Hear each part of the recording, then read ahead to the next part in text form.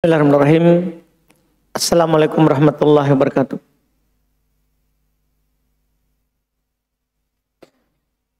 Innal hamdalillah nahmaduhu wa nasta'inuhu wa nastaghfiruh wa na'udzu billahi min syururi anfusina wa min sayyiati a'malina. May yahdihillahu fala mudhillalah wa may yudlil fala hadiyalah. Asyhadu an la ilaha illallah wahdahu la syarikalah wa asyhadu anna Muhammadan abduhu wa rasuluh sallallahu alaihi wa ala alihi wa ashabihi wa man tabi'ahum bi ihsan ila yaumiddin, amma ba'd. Alhamdulillah, kembali pada malam hari ini kita melanjutkan majelis kitab Bulughul Maram min Adillatil Ahkam karya Al-Imam Al-Hafidh Ahmad ibn Ali ibn Hajar Asqalani Syafi'i rahimahullah. Kita di pembahasan malam hari ini masuk pada hadits 278 di bab sifat salat Nabi sallallahu alaihi wa ala alihi wasallam. Kata Al-Imam Al-Hafidh Ibn Hajar rahimahullah, wa an Wa'il ibn Hujr radhiyallahu anhu qala sallaitu ma'an nabi sallallahu alaihi wa alihi wasallam fa wada'a yadahu al-yumna ala yadihi al-yusra ala sadrihi, akhrajahu Ibnu Khuzaimah. Kata beliau rahimahullah, dari Wa'il bin Hujr radhiyallahu anhu, beliau berkata, shallaitu ma'an nabi, saya pernah salat bersama Nabi sallallahu alaihi wa alihi wasallam. Beliau meletakkan tangannya yang kanan di atas tangannya yang kiri pada dadanya. Pada dadanya. Kata beliau dikeluarkan oleh Ibnu Khuzaimah.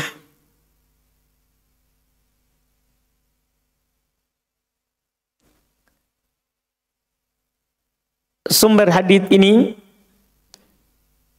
diriwayatkan oleh Ibnu Khuzaimah seperti yang dikatakan oleh penulis rahimahullah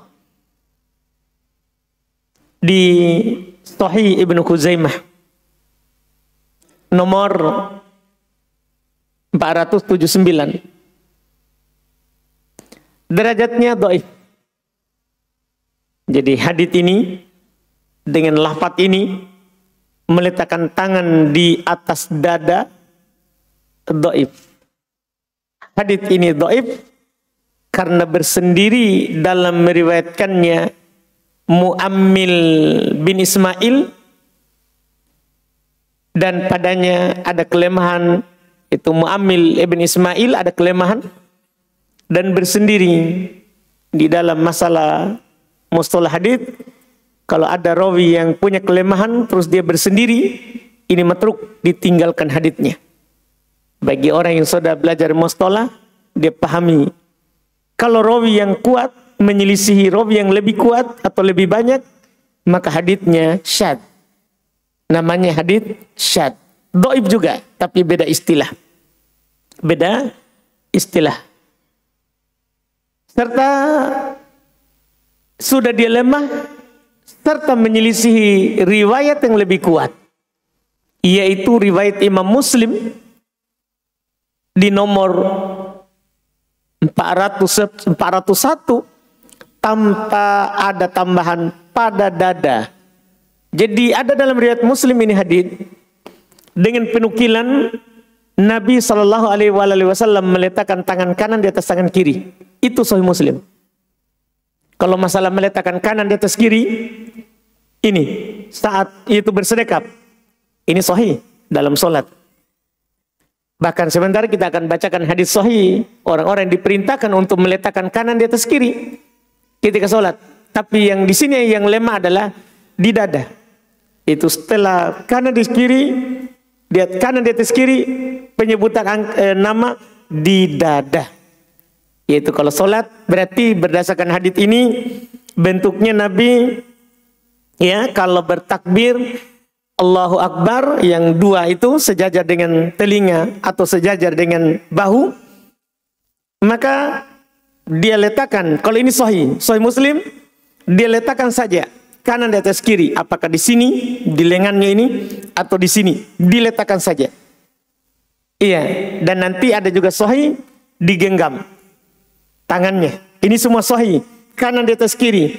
Tapi di sini ada tambahan riwayat Ibnu Khuzaimah di dada. Jadi maksudnya letakkan begini baru di dada. Nah, lafaz tambahan di dada ini lafaz yang masalah. Disebabkan karena ini orang rawi yang bernama Muammil ibn Ismail, padanya ada kelemahan satu, dia bersendiri, ada kelemahan bersendiri. Itu sudah cukup mendoifkannya, ditambah lagi menyelisihi yang lebih kuat. Dia selisih riwayat Muslim. Iya, seandainya dia rawi yang kuat menyelisih lebih kuat, syad, doib. Tapi kalau rawi yang doib menyelisih rawi yang kuat, matruk, ditinggalkan. Ditinggalkan haditsnya, sehingga bisa dikatakan hadits ini mungkar. Tahu hadits mungkar, kalau dibilang mungkar berarti tidak bisa didukung dan tidak bisa mendukung yang lain. Tidak bisa didukung dan tidak bisa mendukung yang lain.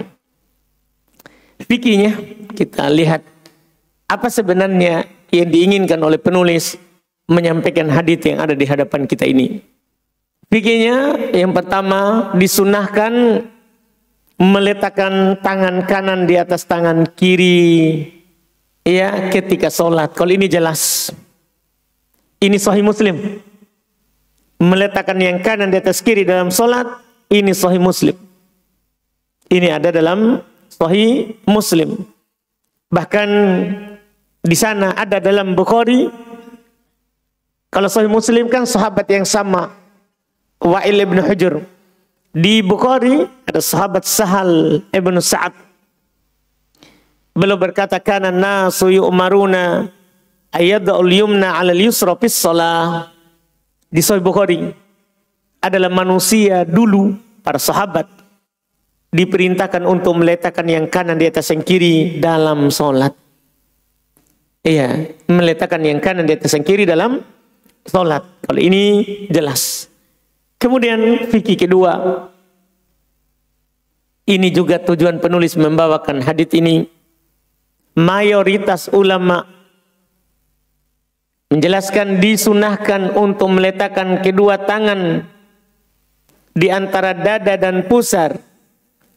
Sebagian berpendapat kedua tangan diletakkan, ini salah cetak ya, kedua tangan diletakkan di atas dada. Ini terkait dengan hadits yang disebutkan. Jadi pada hakikatnya dalam masalah ini sebenarnya hadits yang mengatakan di atas dada dhaif.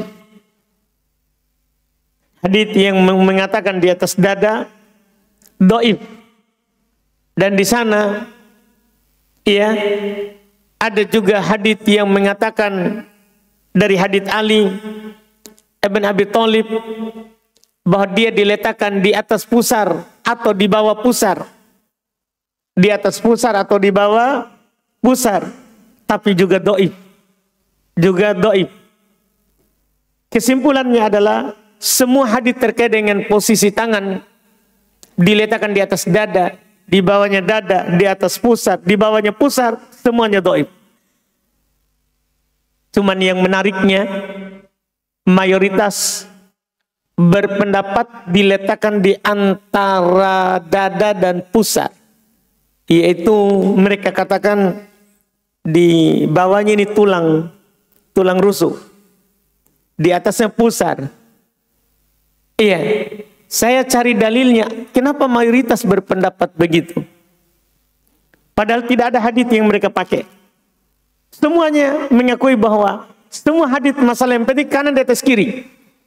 Masalah posisinya di dada. Orang-orang Syafi'iyah di dada, alasannya karena lebih khusyuk. Menggambarkan orang sholat itu di dada. Kalau begini seperti orang main-main tidak sholat.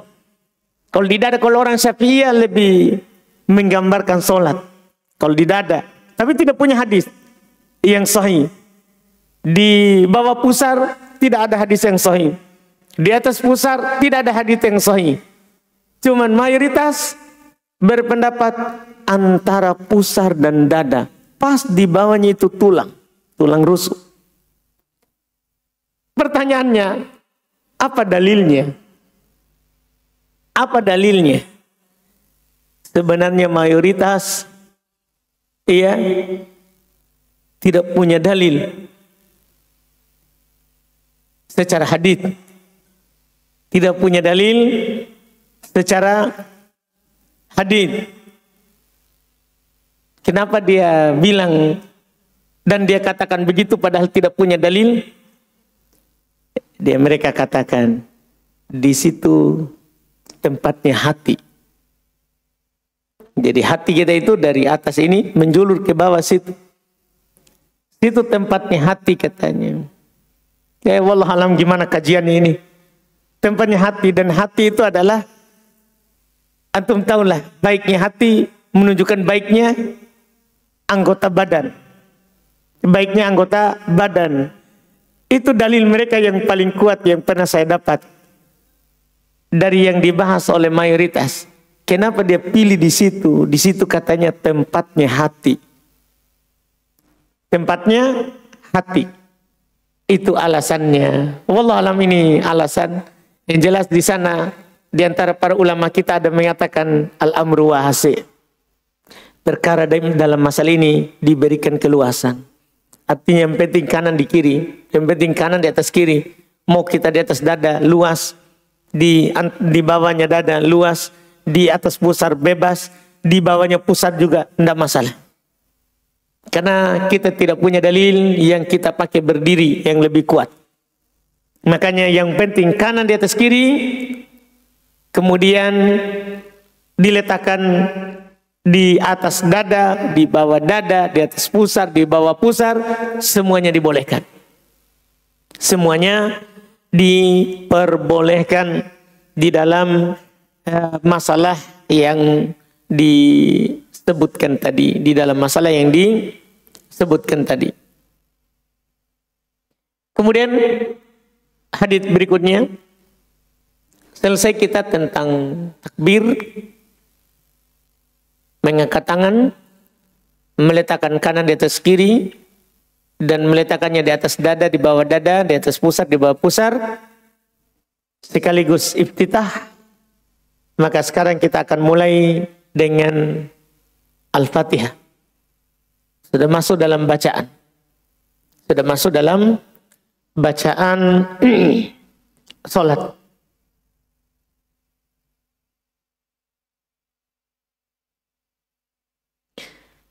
Kata beliau rahimahullah di hadits 279, wa an Ubadah bin Samit radhiyallahu anhu qala Rasulullah sallallahu alaihi wasallam, la salata liman lam yaqra bi ummil Qur'an bi ummil Qur'an, muttafaqun alaih.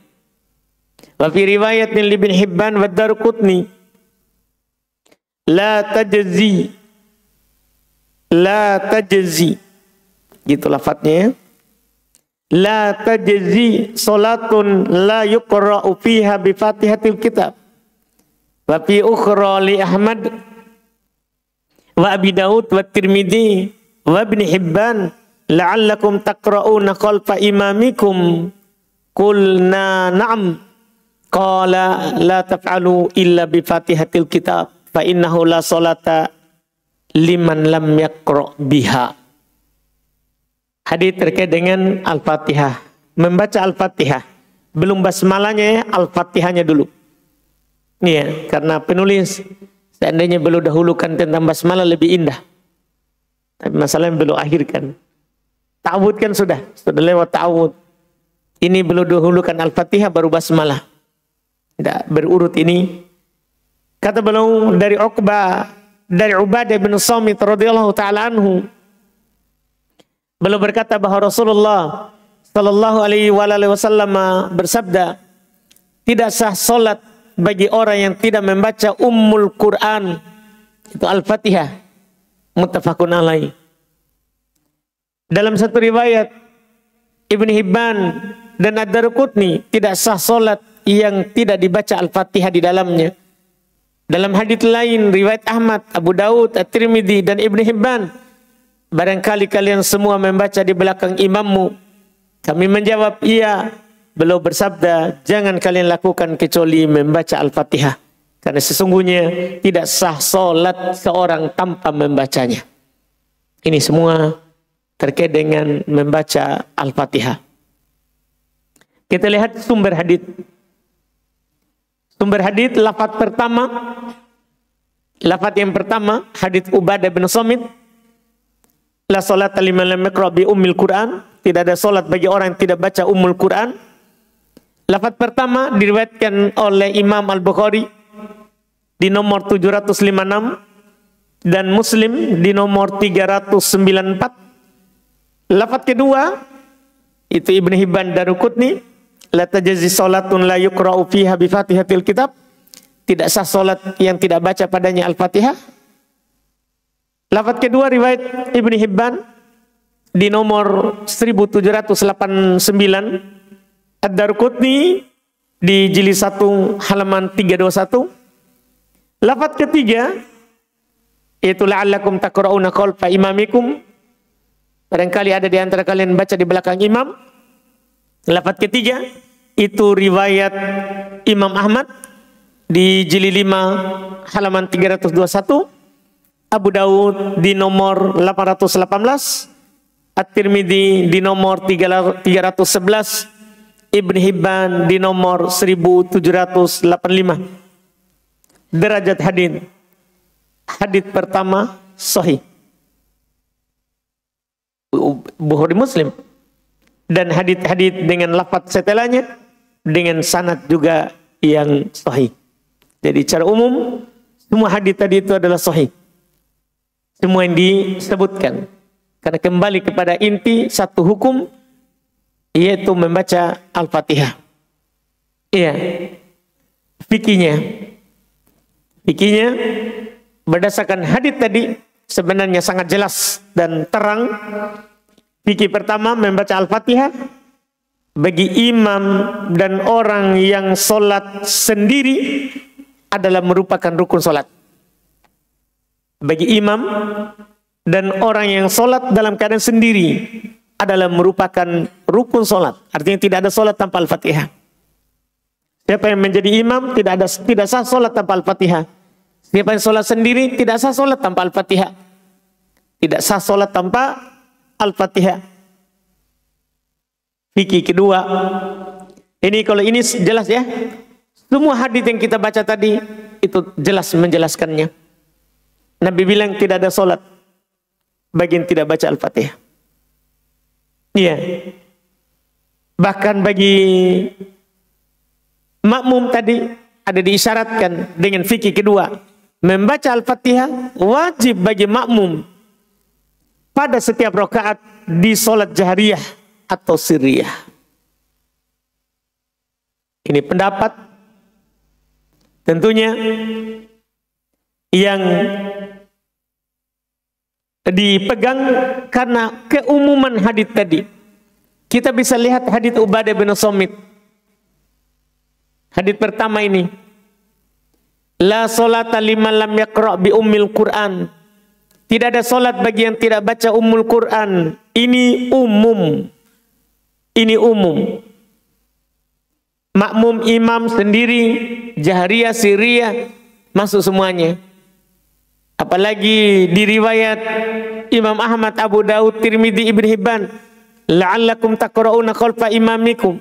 Sepertinya kalian baca di belakang imam. Kata mereka, iya. Kata Nabi, jangan lakukan kecuali Fatihatul Kitab. Sesungguhnya tidak ada solat bagi orang yang tidak membacanya. Ini tentunya jelas sekali. Ya, haditsnya. Ini sangat jelas sekali sebenarnya haditsnya. Hanya saja di sana dalam masalah ini, makanya saya katakan di fikihnya wajib untuk mengambil pertengahan dari pendapat yang ada. Kan di sana ada yang berpendapat bahwa makmum di sholat jahriyah tidak wajib membaca Al-Fatihah. Makmum di sholat jahriyah, maghrib di 2 rakaat pertama, isya di 2 rakaat pertama, subuh tentunya di 2 rakaatnya, makmum tidak wajib baca Al-Fatihah, cukup mendengar imam.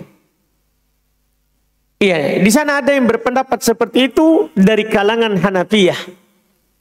Dari kalangan Hanafiyah. Iya. Apa dasarnya? Apa dalil dari pendapat itu?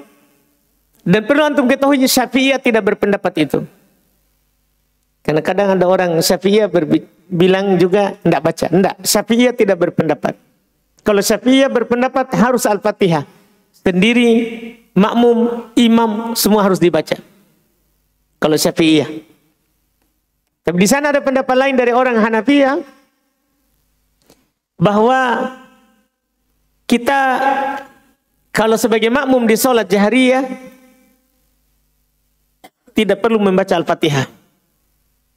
Mereka berdalil dengan hadits Jabir riwayat Imam Ahmad di jilid 3 halaman 339.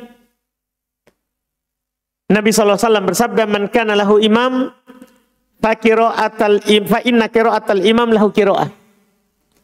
Siapa yang memiliki imam, maka bacaannya imam adalah bacaannya. Artinya kalau ada orang punya imam, bacaan imam sudah cukup. Bacaan imam sudah cukup. Ini dalil pokok mereka. Dan ini termasuk dalil mereka yang paling kuat yang dia pakai. Iya. Cuman kalau kita memeriksa bahwa hadits ini, ya, hadits yang disebutkan ini dalam madhab Hanafiyah, ini adalah hadits yang dhaif. Kenapa? Karena di dalam sanadnya ada rawi yang bernama Nu'man ibn Thabit. Itu Abu Hanifah sendiri, dia yang berpegang, pengikutnya berpegang dengan hadits ini. Tapi dalam sanadnya ada rawi bernama Nu'man ibn Thabit, yaitu Abu Hanifah, imam fikih Hanafiyah. Secara riwayat dia dhaiful hadits. Dhaif haditsnya. Iya, dari sisi periwayatan. Makanya hadits ini karena dhaifnya didhaifkan oleh banyak dari ulama hadits. Di antaranya Imam Bukhari, sangat jelas ucapan beliau di kitab Juz'ul Qira'ah, beliau berkata lam yathbut inda ahlil ilmi min ahlil Hijaz wal Iraq wa nahwiha wa ghairiha. Hadits ini tidak sahih menurut di sisi ahlil ilmi, tidak sahih dari penduduk Hijaz, tidak sahih dari penduduk Irak dan selainnya. Wah, dari negeri tidak ada yang mensahihkannya. Siapa di antara mereka? Maka ketika kita melihat yang mendoibkannya, hadits ini didoibkan oleh Al-Imam Al-Hakim, didoibkan oleh Ibnul Jauzi. Wah, ini agak repot Ibnul Jauzi yang doibkan ya. Karena beliau kadang agak bermudahan. Jadi kalau dia doib betul itu. Karena kaidahnya kita di dalam hadits, jika ada orang bermudahan di dalam menguatkan hadits, kalau didoibkan gigit dengan gigi geraham. Doib betul itu. Karena tidak mungkin dia doibkan sementara dia adalah kadang bermudahan dalam menguatkan. Dalam menguatkan. Iya, jadi dia didoibkan oleh Ibnul Jauzi, didoibkan oleh Ibn Abdil Bar, didoibkan oleh Ibn Taimiyah, didoibkan oleh Ibnu Katsir. Didoibkan oleh Al-Imam Ad-Daruqutni, Al-Imam Al-Baihaqi, Al-Imam Al-Zahabi, Al-Imam Al-Hafidh Ibn Hajar, Al-Imam Ibn Mundir, Imam Nawawi, Imam Ibn Qudamah, Al-Imam Ibn Hazm. Seluruh madhab doibkan. Hanya orang Hanafiyah yang pegang. Iya, semua madhab. Ibn Hazm orang Dohiriyah doibkan. Ibn Qudamah Hanabilah, Nawawi Syafi'i, Al-Hafidh Ibn Hajar Syafi'i, Ibn Mundir beliau asalnya dulu Syafi'i, kemudian karena tingginya penelitiannya beliau terikat dengan dalil. Iya, kemudian Al-Hafidh Al-Zahabi, Ad-Daruqutni, Ibnu Katsir, Ibnu Taimiyah, Ibnu Abdul Bar dalam madhab Malikiyah semua mendoibkannya. Hadis tadi tidak bisa berdiri, kasihan. Iya, anggaplah sahih. Karena kadang kan kita dengarkan itu hadis, apalagi yang baca ustadz, kan kadang kita anggap sahih. Sementara orang-orang yang tinggi ilmunya semua mendoibkannya, tinggi penelitiannya. Tapi kadang kan ada yang menyampaikan hadis tadi tanpa menjelaskan kalau dia doib, sehingga kadang kita mengatakan bahwa itu hadis. Kalau kita sholat di belakang imam sholat jahriyah, tidak perlu baca dengan hadis tadi. Jabir bin Abdullah, man kana lahu imam fakira'atahu lahu qira'ah, fa inna qira'atahu lahu qira'ah. Siapa yang sholat di belakang imam, maka bacaan imam adalah bacaannya makmum. Seandainya ini sahih, maka bertentangan dengan Bukhari Muslim. Hadits Ubadah bin Samit Bukhari Muslim. Tidak ada sholat bagi yang tidak membaca Al-Fatihah. Seandainya sahih, seandainya saja. Maka dalam bab tarjih, di dalam bab menguatkan pendapat, Bukhari Muslim lebih dikuatkan daripada di luar Bukhari Muslim. Bukhari Muslim lebih dikuatkan daripada di luar Bukhari Muslim. Imam Ahmad termasuk yang meriwayatkan hadis tadi, dan Imam Ahmad meriwayatkan juga yang lain. Tadi ada itu riwayat Imam Ahmad, dan sebagai penutup yang menunjukkan kuatnya, jadi cukup sebenarnya kuatnya adalah hadis Ubadah bin Samit Bukhari Muslim. Tapi supaya lebih kuat kita berpegang bahwa kita sebagai imam makmum sholat sendiri harus Al-Fatihah, ada riwayat dari Nabi Sallallahu Alaihi Wasallam yang membuat kita berpindah dari riwayat tadi ke riwayat lain yang diisyaratkan oleh penulis ujungnya di sini. Yang dalam hadits ini riwayat Imam Ahmad, Abu Daud, Tirmidzi, Ibn Hibban. Barangkali kalian membaca di belakang imammu. Ini ada kisahnya. Beliau hanya potong saja. Ya, sebenarnya hadits itu ada lengkapnya. Iya, ada lengkapnya. Dari Ibu Ubadah bin Samit. Dia bercerita, kunna khalfa Rasulillahi fi sholatil fajr. Ya, ini hadis dari Ubadah bin Samit. Dia berkata, kami menjadi makmum di belakang Rasulullah pada sholat fajar. Berarti sholat jahriyah, jelas sekali ini. Sholat jahriyah, sholat fajar. Faqara'a Rasulullah sallallahu alaihi wasallam. Maka Rasulullah sallallahu alaihi wasallam membaca. Karena sholat jahriyah. Fatakulat alaihil qira'ah. Maka berat bagi beliau membaca Quran. Berat. Kenapa? Karena ada yang membaca di belakang. Ini dia. Falamma faragha, tatkala Nabi selesai sholat salam, baru ini hadis munculnya. Jadi ada alasannya ini. Tatkala selesai, Nabi bertanya, la'allakum taqra'una khalfa imamikum. Sepertinya kalian baca di belakang imam. Kulna, kami berkata, na'am, iya, Hadda ya Rasulullah, iya benar wahai Rasulullah. Qala la taf'alu, jangan dilakukan. Jadi tadinya itu Rasul baca, mereka juga baca semua. Umum, Al-Fatihah dan selain Al-Fatihah. Kata Nabi, la taf'alu, jangan kalian lakukan. Illa bifatihatil kitab. Lihat ini. Kecuali dengan Al-Fatihah. Berarti hadis tadi kalau seandainya sahih, siapa yang punya imam, bacaannya imam adalah bacaannya makmum. Kecuali Al-Fatihah. Karena sahabat dulu baca juga. Di belakang imam. Ikuti Nabi. Maka berat Nabi membacanya. Karena kalau ada orang yang mengikuti kita, berat kita ingat ayat. Iya, berat kita ingat ayat. Dengan mendengar suara orang lain. Maka kata Nabi, jangan dilakukan kecuali Al-Fatihah. Fa innahu la sholata liman lam yaqra' biha. Sesungguhnya tidak ada solat bagi yang tidak membacanya. Ini jelas tentunya. Seandainya hadis tadi sahih di sisi orang-orang Hanafiyah, sekiranya sahih, maka hadis ini lebih khusus. Kalau dalam usul fikih, sekiranya sahih, kita wajib beramal dengan dalil umum.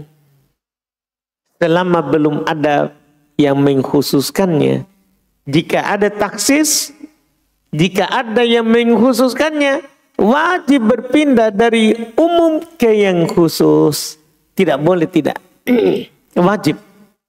Tidak boleh kita beramal dengan hadits umum sementara di sana sudah ada pengkhususannya. Sementara di sana sudah ada pengkhususannya. Ini dalam masalah hukum membaca Al-Fatihah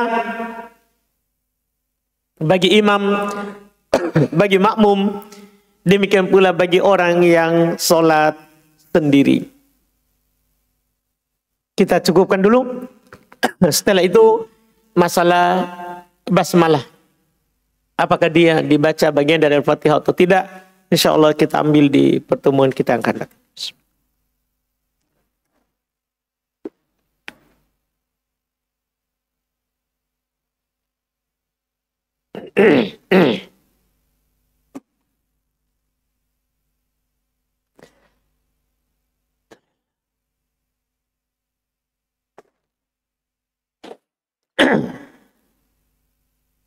Baik, kita cukupkan dulu. Kalau ada pertanyaan sambil menunggu adzan, boleh bertanya langsung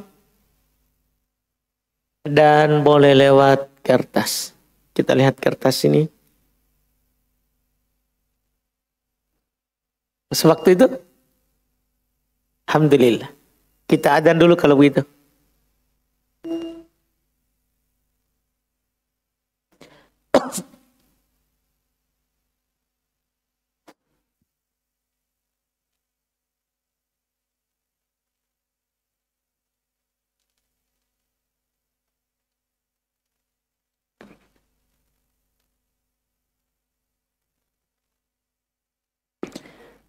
Baik, kita lihat di sini ada pertanyaan.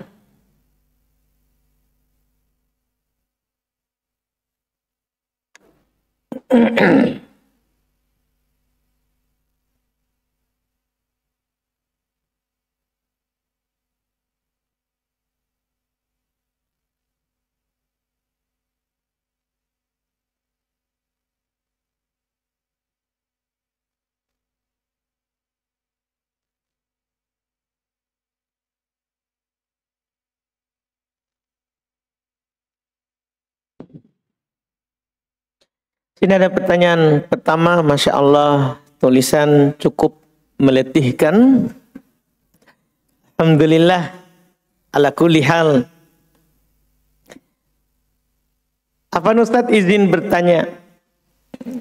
Tadi subuh, saya sahur dengan air putih. Tapi saat air di tenggorokan, waktu adzan sudah masuk, tapi belum adzan, sekitar 3 detik. Dihitung ya. Dan adzan, baru adzan. apakah puasa saya sah, dan saat itu air sudah hilang di tenggorokan sebelumnya? Tergantung. Jika air itu sudah masuk sebelum adzan, ya sah. Kalau air itu masuk saat adzan, ini tergantung muadzinnya. Apakah itu muadzin adzan karena melihat fajar terbit, atau bunyi tek tadi? Tek, masuk waktu. Enggak, dia pergi tengok fajar. Dia tidak lihat fajar. Fajar matahari ya, bukan fajar di belakang. Iya. Dia tidak lihat fajar. Hanya waktu perkiraan. Jadi waktu ini waktu perkiraan. Maka biar saat adzan boleh minum. Biar lagi adzan boleh minum. Kan itu waktu perkiraan. Karena itu adalah waktu perkiraan, bukan waktu pasti. Adapun kalau waktunya pasti, kapan muadzin bilang Allah, itu sudah tidak boleh lagi makan, tidak boleh lagi minum. Itu yang dilihat, wallahu alam.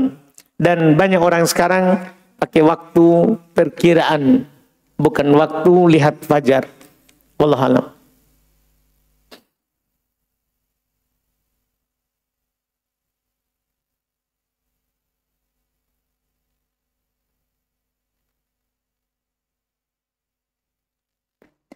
Ustaz, bagaimana pendapat Ustaz tentang tante saya? Bah. Pokoknya alhamdulillah. Ini tantenya ya, nanti nenek, kakek. Pokoknya bawa saja semua. Bagaimana pendapat Ustaz tentang tante saya yang sangat baik? Wih, Masya Allah. Tapi, ada tapinya. Tapi belum melarang sepupu saya menikah dengan akhwat bercadar. Padahal sepupu saya ini lagi pengen-pengennya akhwat bercadar. Wah. Darurat ini ya. Iya. Pertama, dilihat sebenarnya sisi tante tadi itu. Kalau dia baik, dia enggak akan menahan ini. Tapi dilihat alasannya apa? Kenapa? Apa alasannya? Kalau alasannya karena dia belum tahu tentang hukum cadar, ya kasih tahu saja. Ya, jelaskan kepadanya bahwa bercadar itu bukan hanya baru yang diinginkan oleh ini sepupu. Cadar itu sudah dilakukan oleh istri Nabi. Istri Nabi semuanya bercadar. Dilakukan oleh anaknya Nabi. Anaknya Nabi semuanya bercadar. Anaknya Nabi semuanya bercadar. Dilakukan oleh seluruh muslimat di masa Nabi, di mukminat yang memiliki pakaian waktu itu. Pakaian lebih, saat turun ayat tentang cadar, mereka langsung merobek bagian bawah pakaiannya yang lebih dan menutupkan kepalanya, wajahnya. Iya. Jadi ini bukan hanya baru orang sekarang. Ini dilakukan oleh istri Nabi, anaknya Nabi, dan para mukminat di waktu itu. Para mukminat di waktu itu. Jadi dijelaskan. Iya. Tentang hukumnya.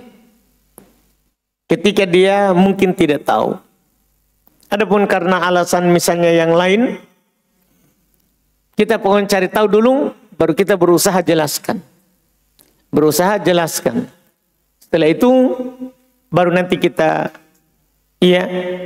putuskan untuk setelahnya. Karena ini nanti, disitulah nanti kita lihat alasannya syar'i atau tidak. Ketika tidak syar'i, maka dalam hal ini dia tetap menikah, lebih bagus tetap menikah dengan orang yang bercadar. Karena juga di pengadilan juga, kalau alasannya tidak syar'i, itu tetap mereka keluarkan surat pengantar ke Pak Imam untuk menikahkan. Di pengadilan, kalau alasannya tidak syar'i, tetap diizinkan untuk menikah. Wallahu a'lam.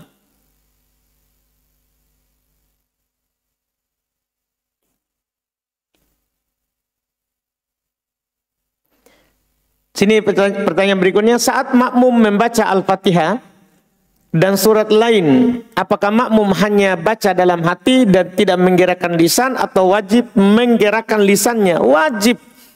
Dinukil oleh Ibnu Taimiyah kesepakatan tidak sah membaca dalam hati. Wajib kita ulang solat. Nabi kalau baca di yang tidak dijaharkan, bergerak jenggotnya. Dilihat oleh para sahabat, bergerak jenggotnya, bergerak mulutnya. Tidak sah dibaca dalam hati, tidak sah solat bacaan yang dibaca di dalam hati. Wallahu a'lam.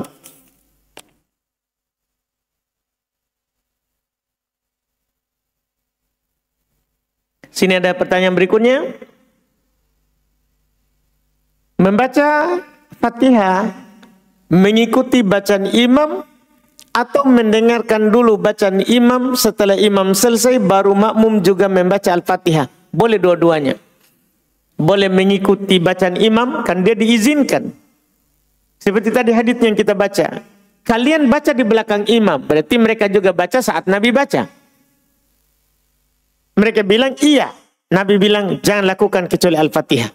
Berarti Al-Fatihah boleh. Boleh kita ikut bacaan imam, dan boleh setelah imam membaca Al-Fatihah, baru kita membacanya. Baru kita membacanya.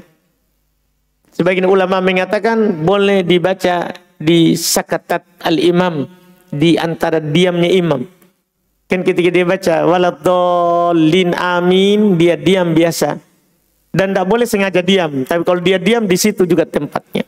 Di situ adalah tempatnya. Wallahu a'lam. Saya pernah mendengar kalau mendapati imam rukuk itu sudah terhitung 1 rakaat. Tapi bagaimana kalau kita tidak sempat baca Al-Fatihah, langsung ikut imam?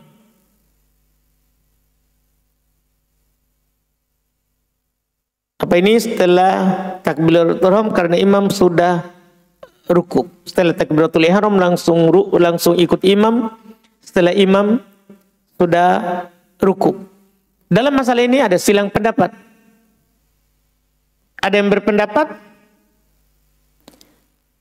siapa yang mendapati imam saat rukuk dia belum sempat membaca Al-Fatihah, maka dia tidak dianggap mendapatkan 1 rakaat.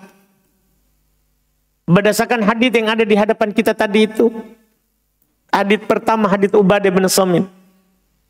La salata liman lam yaqra bi ummil kitab. Tidak ada salat bagi yang tidak membaca ummul kitab. Orang yang dapat ruku tidak baca Al-Fatihah, tidak dapat 1 rakaat.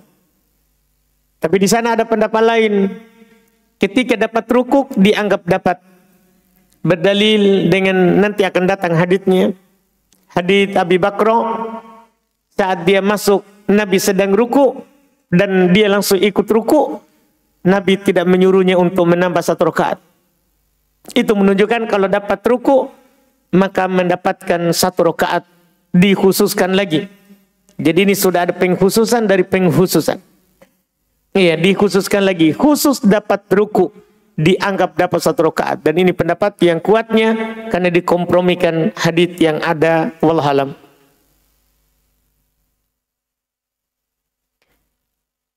Bagaimana jika seorang tidur di jam 2 siang, lalu terbangun pada saat sudah masuk maghrib? 2 siangnya, terbangun sudah masuk waktu maghrib, hingga melewatkan waktu asar. Apakah sholat maghrib dulu lalu sholat asar? Atau sholat asar dulu lalu sholat maghrib? Kalau waktu maghrib akan keluar, maka sholat maghrib dulu baru asar. Misalnya adzan maghrib, sudah lewat waktu maghrib baru dia terbangun. Sudah lewat maghrib, anggaplah lewat sudah 20 menit atau 25 menit. Kan sisa sedikit lagi, karena berdasarkan penelitian antara terbenamnya matahari di ufuk barat, diteliti oleh Syekh Ibnu Utsaimin, antara terbenamnya matahari itu bulatannya itu dengan hilangnya warna orange atau warna kuning dari terbenamnya matahari itu adalah 30 menit waktunya. Diteliti. Sementara waktu maghrib akan hilang dengan hilangnya itu. Jadi waktu maghrib itu hilang dengan hilangnya itu warna. Kapan warna itu hilang? Hilang waktu maghrib, masuk waktu isya. Jadi diteliti oleh Syekh Ibnu Utsaimin sekitar 30 menitan itu hilang. Dilihat waktunya. Sehingga kalau dia melihat bahwa waktu maghrib sisa sedikit, tidak cukup kalau dilakukan sholat asar, maghrib saja dulu. Baru dia sholat asar, niat qadha. Tapi kalau dia baru adzan terbangun, berarti kan masih panjang waktu maghrib. Maka sholat asar dulu, baru sholat maghrib. Sholat asar dulu, baru sholat maghrib. Wallahu alam.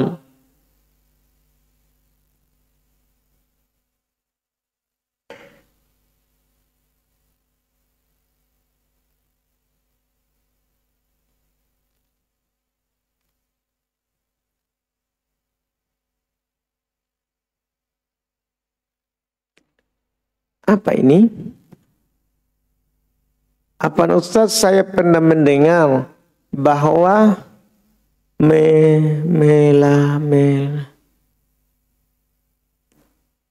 apa ini ya? Siapa punya ini? Sudah kertasnya kecil.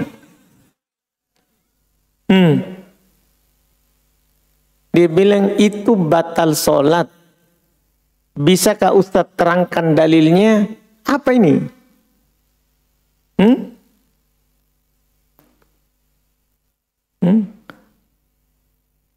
Sini tadi. Ada pelakunya ini. Siapa ini? Tidak masalah, tidak masalah. Saya tidak usir insya Allah. Siapa punya ini? Karena sama sekali. Kalau tidak ada ya, alhamdulillah. Susah juga dijawab kalau tidak jelas. Ya susah dijawab kalau pertanyaan tidak jelas.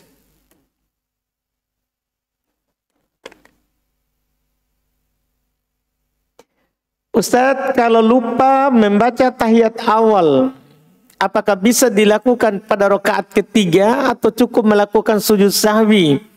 Tentunya disepakati tidak boleh dilakukan di rakaat ketiga. Tidak boleh, karena dia itu tasyahud awal itu hanya di rakaat kedua. Tidak boleh dilakukan di rakaat ketiga. Artinya tidak boleh diqadha. Kemudian di sini apakah cukup sujud sahwi? Iya, itu yang dilakukan. Nabi pernah kejadian di Nabi. Saat 2 rakaat, Nabi langsung berdiri. Para sahabat juga langsung berdiri. Di saat rakaat keempat, orang-orang menunggu Nabi salam. Menunggu Nabi salam. Ternyata Nabi sujud 2 kali sujud. Allahu Akbar, Allahu Akbar, Allahu Akbar, Allahu Akbar, baru salam. Inilah dalil kalau kita luput tahiyat awal, disunahkan sujud sahwi 2 kali sujud. Disunahkan sujud sahwi 2 kali sujud. Wallahu alam. Kalau saya berwudu dan rambut saya tergerai pada saat usap kepala, apa itu tergerai?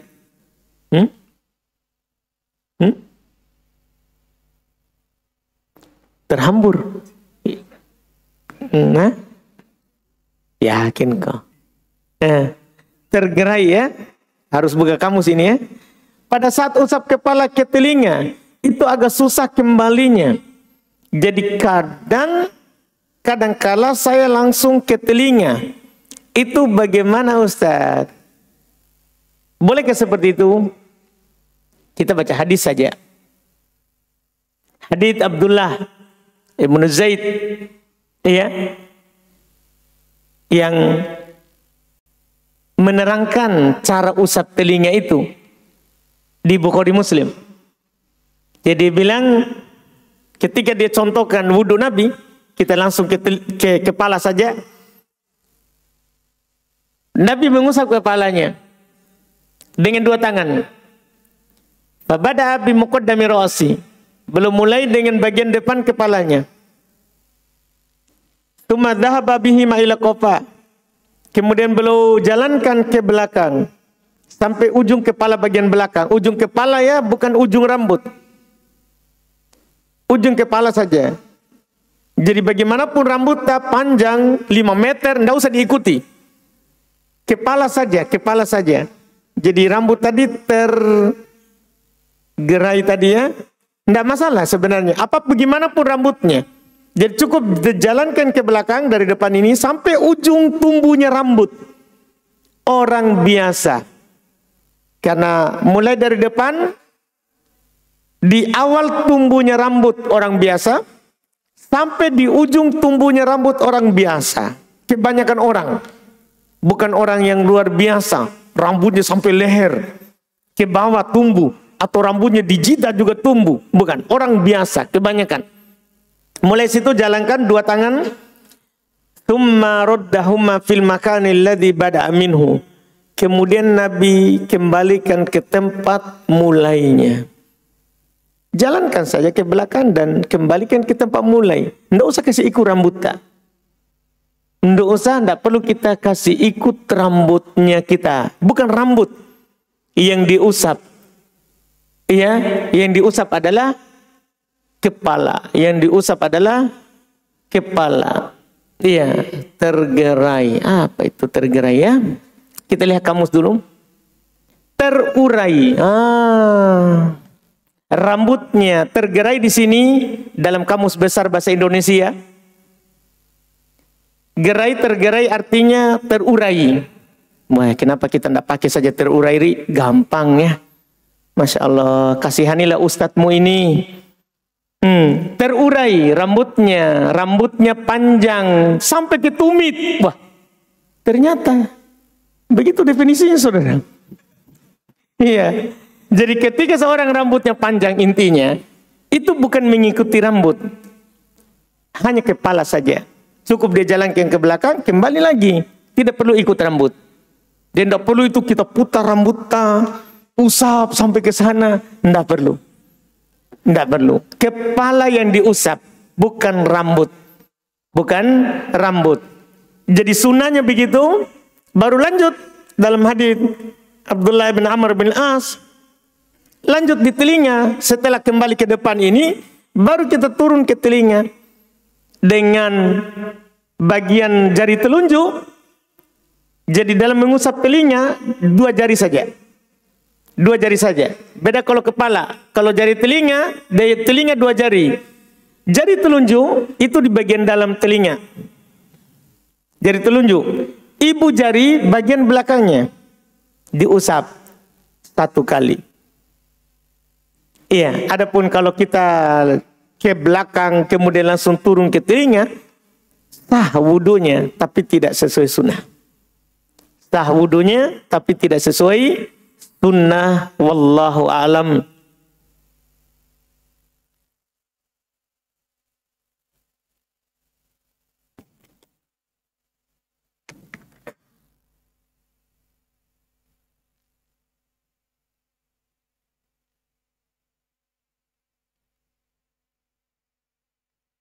Saat sholat wajib berjamaah 4 rakaat, tiba-tiba batuk yang sangat lama dan panjang.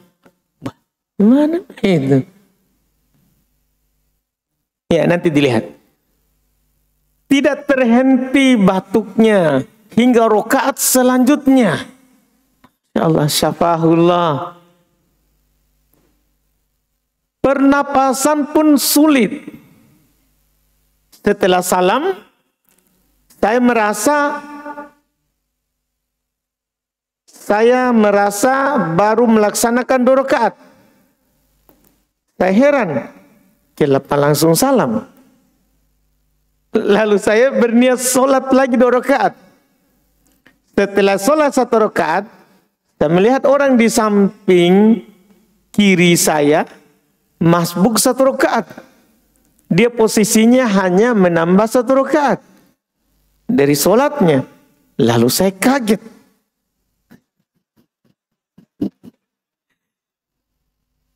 Kita buat cerita ini ya. Lalu saya kaget. Sambil berkata, bukannya saya tadi duluan sholat daripada dia? Iya. Karena saya merasa sholat saya salah dan tidak khusyuk, saya mengulang sholat dari Ustaz. Dari awal. Saya betul-betul tidak tahu. Dan heran, juga sedih karena hal ini. Kita juga sedih semua ini.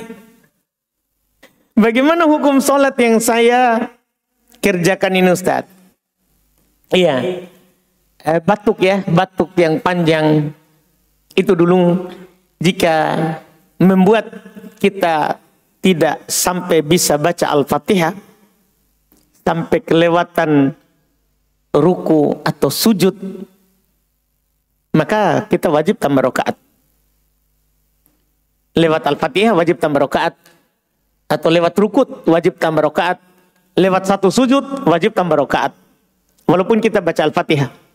Tapi kalau lewat 1 sujud, tambah rakaat. Kalau seperti itu, memang harus kita tambah. Tapi kalau kita merasa bahwa kita ikut pergerakan semua imam, dan bacaan juga kita baca Al-Fatihah, ya, cuman kita lalai saja, maka sholatnya pada dasarnya sah. Tidak perlu kita tambah. Mungkin karena kita lalai saja. Mungkin karena kita lalai saja. Dan anggaplah kalau itu terjadi sebenarnya, boleh kita salam. Boleh kita salam, ikuti imam. Baru bertanya di orang di samping kita. Bertanya saja. Karena boleh berbicara. Kalau kita ragu. Jadi kalau kita sudah salam, baru kita ragu, boleh kita tanya orang di samping. Nggak kurang ji rakaatku. Kalau dia bilang, enggak ji. Kenapa ki? Sama ki. Ya, alhamdulillah, sah. Tapi kalau dia bilang, kurang, waktu tadi batu, tidak ikut ke ruku sujud. Ya, tambah. Enggak apa-apa, langsung tambah saja. Jangan diulang di awal. Jangan diulang dari awal. Karena pernah itu terjadi di masa Nabi. Kurang 2 rakaat, sholat, sampai Nabi sudah duduk bersandar, orang-orang yang mau keluar cepat keluar, ada yang kasih tahu, apakah sholat sudah dikosor, dikurangi, atau engkau lupa? Maka Nabi bertanya kepada yang ada sahabat lain, apakah seperti yang dikatakan oleh Dzul Yadain? Mereka bilang iya. Maka Nabi langsung berdiri tambah, bukan diulang dari awal, tapi berdiri tambah dan sujud sahwi 2 kali setelah salam. Sujud sahwi 2 kali setelah salam. Jadi boleh kita bertanya sebenarnya. Boleh kita bertanya sebenarnya di orang di samping kita. Wallahualam.